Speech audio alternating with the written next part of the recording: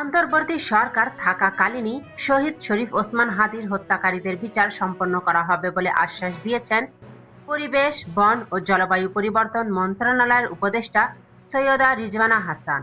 শনিবার গভীর রাতে রাজধানীর শাহবাগ মোড়ে ইনকিলাব মঞ্চে অবস্থান কর্মসূচিতে এসে তিনি বলেন, সরকার নিয়মিতভাবে হাদির পরিবারের সঙ্গে যোগাযোগ রাখছে এবং হত্যাকাণ্ডে জড়িতদের শনাক্ত করে ন্যায় বিচার নিশ্চিত করা হবে।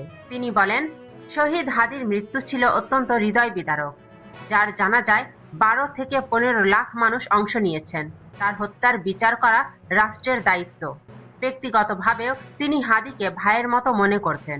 রিজওয়ানা হাসান জানান, সরকার শাহবাগে অবস্থান না করলেও তদন্তে নিরলসভাবে কাজ করছে।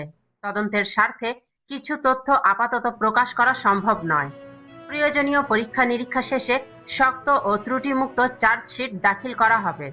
আগামী 7 জানুয়ারি 2025 এরপর চার্জশিট দেওয়া হবে এবং অন্তর্বর্তী সরকারের সময়ের মধ্যেই বিচার প্রক্রিয়া সম্পন্ন করা হবে। অতীতে দ্রুত বিচার সম্পন্ন হওয়া মামলাগুলোর অভিজ্ঞতা কাজে লাগানো হবে বলেও জানান তিনি। পলাতক আসামিদের বিষয়ে উপদেষ্টা বলেন, কেউ দেশ ছেড়ে থাকলে অনুপস্থিতিতেই বিচার চলবে। পাশাপাশি কূটনৈতিক প্রচেষ্টার মাধ্যমে তাদের ফিরিয়ে আনার উদ্যোগ নেওয়া হয়েছে। এ বিষয়ে ভারত সরকারকে অবহিত করা হয়েছে এবং তারা সহযোগিতার আশ্বাস দিয়েছে।